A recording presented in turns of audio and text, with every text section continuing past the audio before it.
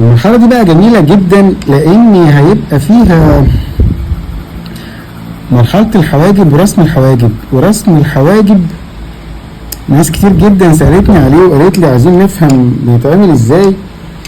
فهنا هعمل حاجة لطيفة قوي.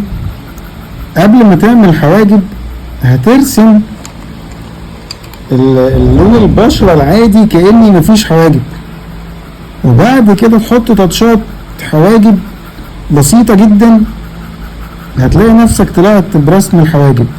هنشوف دلوقتي احنا بنعمل ايه. لازم طبعا اراعي الفاتح والغامق بنفس الاسلوب. هرسم الحواجب يعني كأني مفيش حاجب خالص. هدي كل التونات بتاعتي الفاتحة والغامقة، واشوف الغامق فين وغمقه والفاتح فين وفتحه وهكذا. فلازم اخلي بالي واتعامل على اني مفيش حاجب. لكن هعمل حاجة حلوة جدا، ان انا هحط الغامق والفاتح بتاعه عادي جدا، وبعد كده في الاخر احط تاتشات بسيطة. هلاقي الحاجب لوحده اترسم. وهنشوف الكلام ده دلوقتي. بصوا يمكن حتى ظهر دلوقتي شوية الحاجب اهو، شفتوا يعني الغمقان بدأ يبين اللي انا عايز اقصده من الفيديو دوت يعني.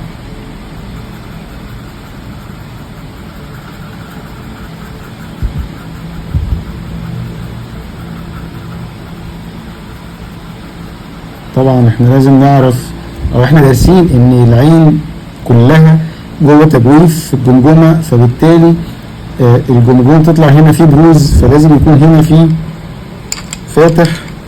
ودي حاجة لازم نكون فاهمينها ودارسينها كويس. وده لها شرح لوحده، ممكن اعمل لكم فيديو لوحدها يعني قدام شوية اشرح لكم فيه البروز بتاع الجمجمة، عشان وانت بترسم البورتريه بتاعك تبقى فاهم ايه اللي طالع بره وايه اللي واصل للضوء وايه اللي مخفي عن الضوء وهكذا. لان الموضوع ده مهم جدا. انت مش بترسم بورتريه وخلاص، لازم تكون فاهم انت بتعمل ايه. والنقطة دي مهمة جدا جدا جدا يعني، لان انت ايدك لوحدها وانت بترسم هتعرف بقى انت ايه اللي بارز وايه اللي طالع وايه اللي قدام الضوء وايه اللي بره الضوء وهكذا يعني.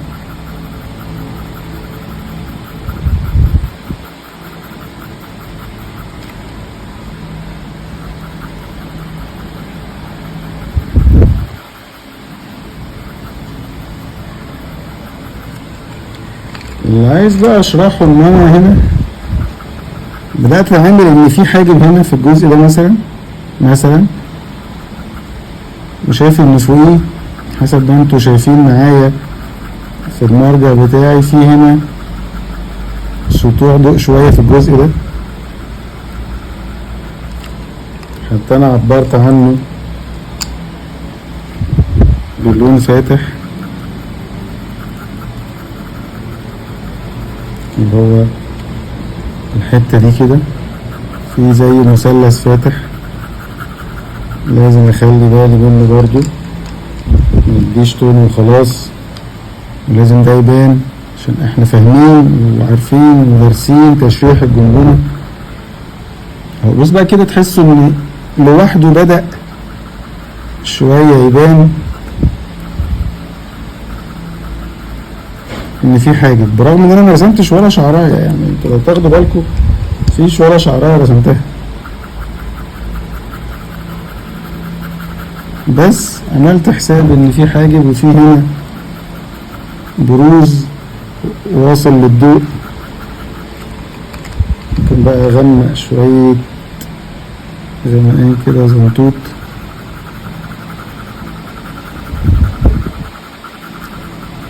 اتعامل على ان الحاجب مش موجود لكن احط له توناته.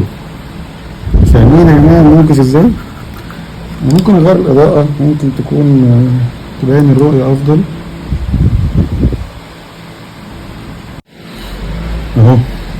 بدات اتعامل على ان الحاجب موجود عادي جدا اهو، واديله التونات اللي انا شايفها ورا الشعرايه او اللي الشعرايه عليها، هتبدأ توضح لي الدنيا لوحدها.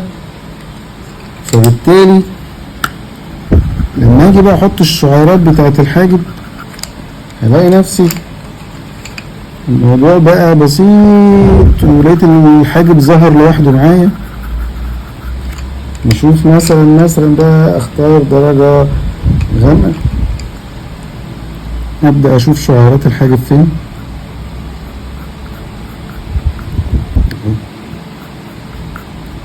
شفتوا بقى اقصد ايه؟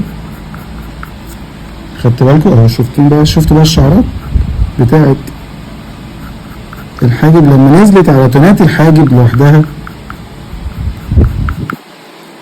ريحتني.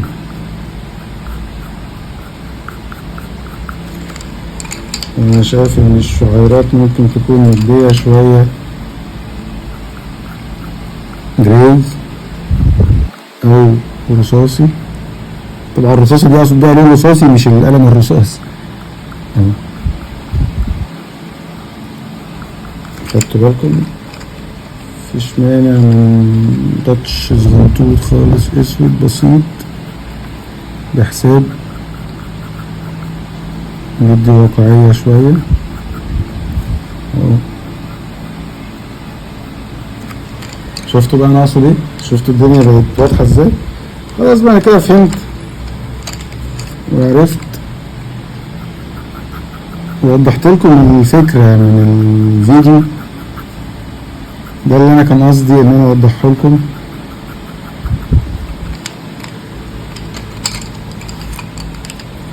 شفتوا؟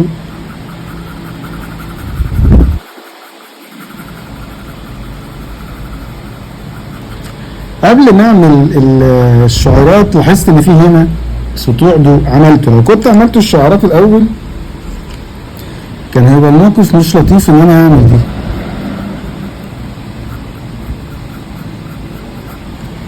خدتوا بالكم ازاي؟ اهو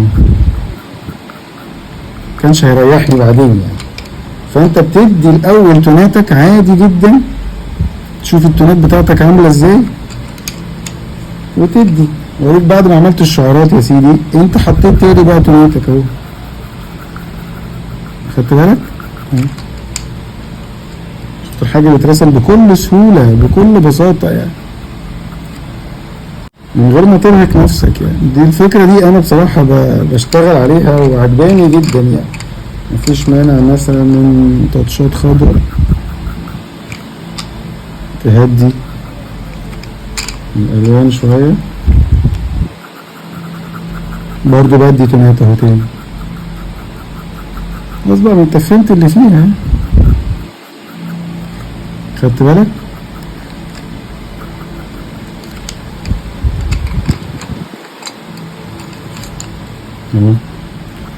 خلاص بقى انا كده بدخل على القورة شوية او درجات القورة العادية.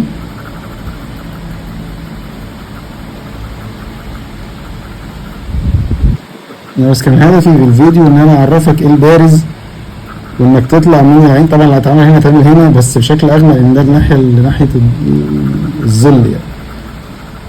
فدي كانت مهمة ان انا اوضح لك النقطة دي، نقطة الحاجب.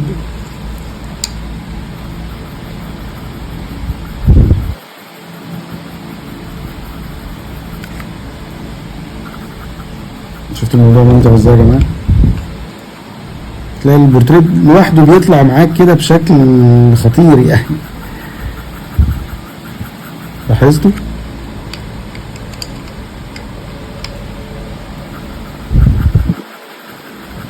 يبقى انا كده هخش على الحاجب التاني. شفتوا الدنيا وضحت ازاي؟ طبعا مع مراعاة ايه اللي بارز وايه اللي جوه تجويف.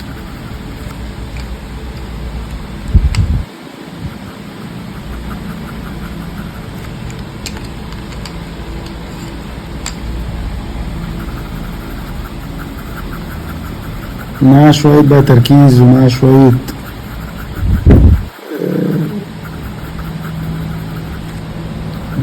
تبسيط دماغ كده وايدك تشتغل هتدي درجات جميلة يعني. شفتوا الدنيا عاملة ازاي؟ تدي خلفية كاملة وبعد كده ابدأ بقى حط التونات اللي انت شايفها. نفس الكلام هنا اللي عملناه هنا نعمله هنا، بس زي ما قلنا باختلاف الدرجات.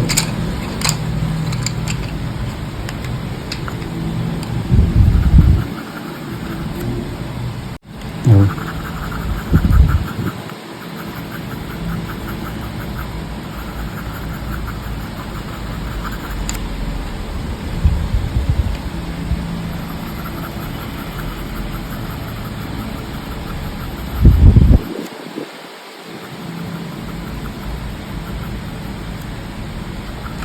صدقني الأمور ممتعة جدا وجميلة جدا يعني.